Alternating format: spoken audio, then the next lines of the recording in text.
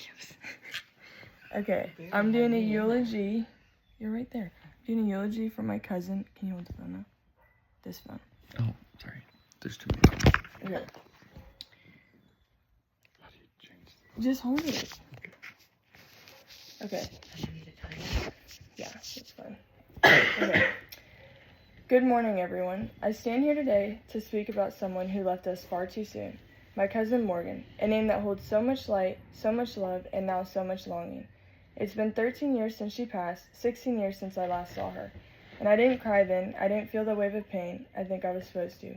Maybe I was too young, maybe I didn't understand that the last time I saw her really was the last time. I think back to those days and how strange grief can be when you're a child. It doesn't arrive all at once, it creeps in slowly, showing up in unexpected places on quiet drives, during birthday parties, in the stillness before sleep. The pain doesn't knock, it just appears, and once it does, it never really leaves. Back then, I remember Morgan, mostly through the way she made others feel. She had this magnetic energy. I saw it most in how she played with my brother Zach, her Zachy boy. It was like they had their own world, their own language. I remember watching them laugh and play and feeling like an observer to something sacred. I was the sister on the sidelines, not part of the bond, just someone who happened to be there. She had claimed him as hers, and he adored her just the same. After she passed, I saw what it did to him. He'd wander around the house, small and confused, asking, "Where's Morgan?" As if she were just in the next room, as if she were hiding behind the couch or under the bed, just waiting to pop out and shout, "Boo." And there's something so haunting about that innocence, that hope, that inability to understand why someone you love could be there one day and gone the next. Even now, all these years later, I think some part of us is still waiting for her to come back around that corner, waiting for the dream to end and for the reality we wanted to begin. 16 years have passed since I last saw her, and still, when I think of her, it feels like just yesterday. I can still picture her curly hair, those little wrinkles bouncing with every step, and her smile, so big, so bright. You'd never know the pain she was hiding behind it. The surgeries, the doctor visits, the hospital stays, things that would have worn down even the strongest of us. But Morgan, she was strong in ways many of us will never understand. Sometimes I try to imagine who she would be today.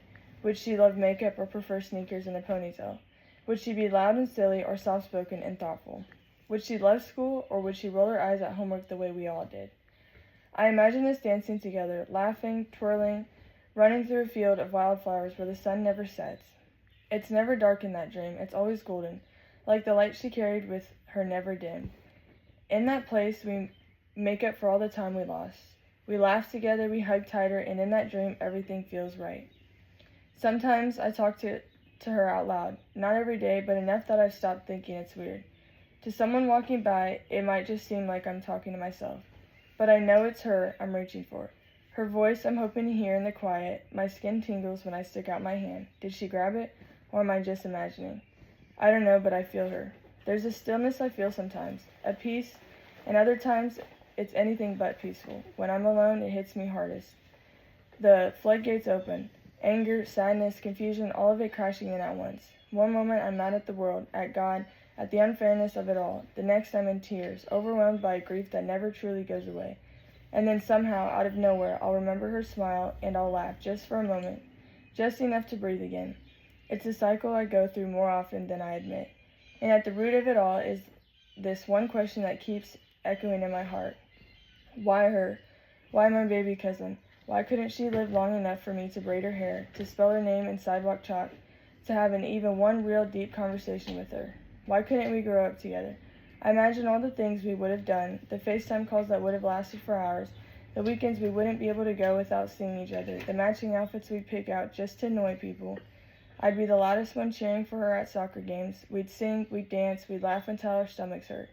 We would have been best friends. I know that with everything in me. Even in our fights, because of course we would have had those too, we would always come back to what mattered most. We were cousins by blood, but we would have been friends by choice forever. 13 years since she passed, 16 since I saw her, and yet, the pain.